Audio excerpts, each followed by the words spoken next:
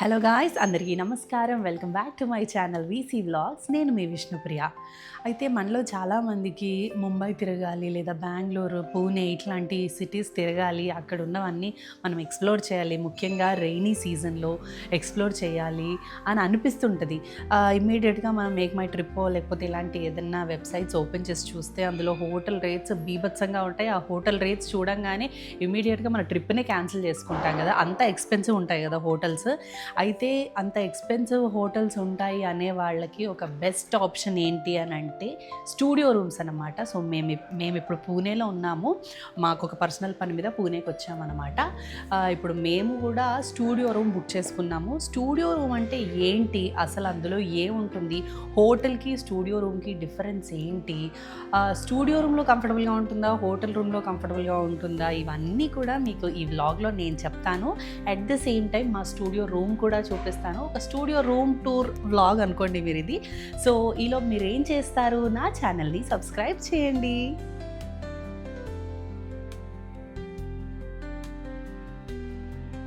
First room చూద్దాం పదండి.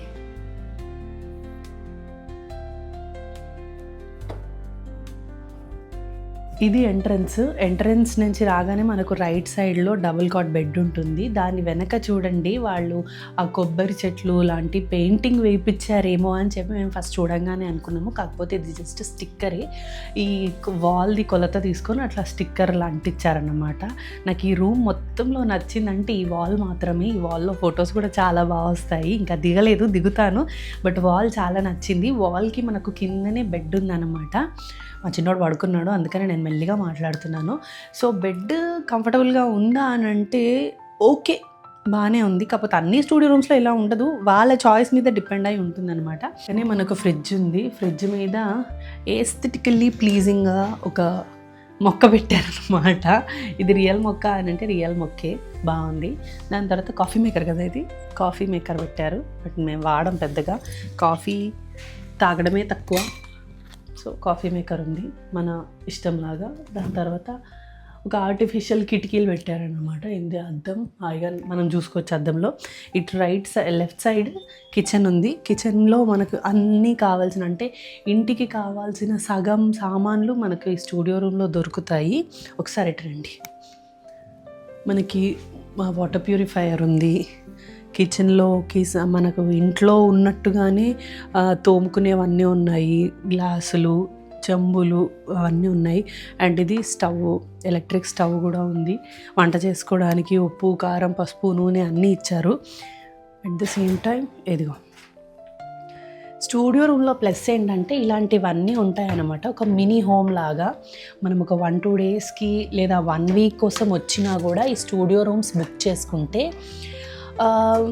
Homely feeling వస్తుంది అన్నమాట. ఎందుకంటే ఇల్లు లాగే అనిపిస్తుంది మనకు. ఇవన్నీ పాసిబిలిటీస్ ఉన్నాయి. ముఖ్యంగా మేము ఈ పూణేకి వచ్చినప్పుడు స్టూడియో రూమ్ ఎందుకు బుక్ చేసుకున్నామనంటే, మా చిన్నోడు ఉన్నాడు, వాడికి ఫుడ్ పెట్టాలి. వాడికి బయట ఫుడ్ నేను ఎక్కువ ప్రిఫర్ చేయను, అంత చిన్న బేబీస్కి. వాడు జస్ట్ ఇప్పుడు 8 months. బయట ఫుడ్ నేను ప్రిఫర్ చేయను. కాబట్టి వాడికి ఇంట్లో ఫుడ్ నేనే తయారు చేసింది పెడతాను. కాబట్టి ఇప్పుడు 3-4 days ఉండడానికి వచ్చాము. స్టూడియో రూమ్ అయితే బెస్ట్, వాడికి వండి నేను తినిపించవచ్చు కదా అన్న ఒక ఉద్దేశంతో మేము ఈ స్టూడియో రూమ్ బుక్ చేసుకున్నాం అనమాట. దీని తర్వాత మనకు చిమ్నీ కూడా వచ్చింది. అన్ని స్టూడియో రూమ్స్ మోస్ట్లీ ఇలాగే ఉంటాయి, విత్ ఆల్ ద ఫెసిలిటీస్ అన్నమాట. నెక్స్ట్ దాని పక్కనే మనకు అల్మారా లాగా ఇచ్చారు, ఇందులో మనం స్టోర్ చేసుకోవచ్చు. కొంచెం ఇటు వచ్చి చూపించండి.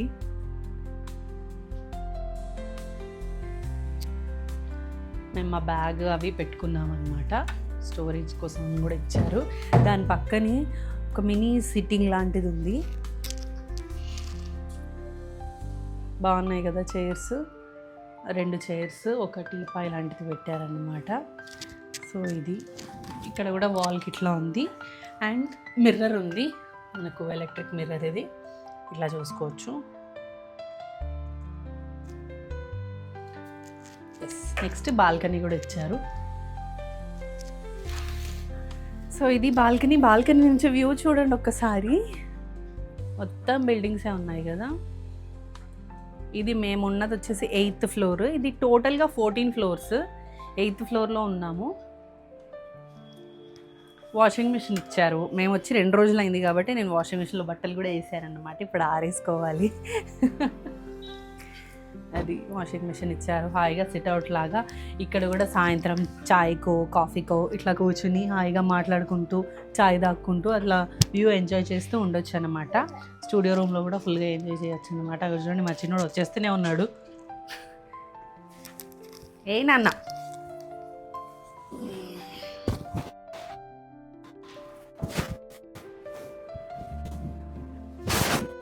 అడుకో. ఇందాక కంటిన్యూటీలో చెప్పడం మర్చిపోయాను, టీవీ కూడా ఇచ్చారు. ఇందులో అన్ని ఓటీటీస్ సబ్స్క్రిప్షన్ కూడా ఉంది. హాయిగా ఏదంటే అది చూసుకోవచ్చు. దాని పక్కనే మనకు వాష్రూమ్ ఉంది. వాష్రూమ్ కూడా నీట్గా బాగానే ఉంది.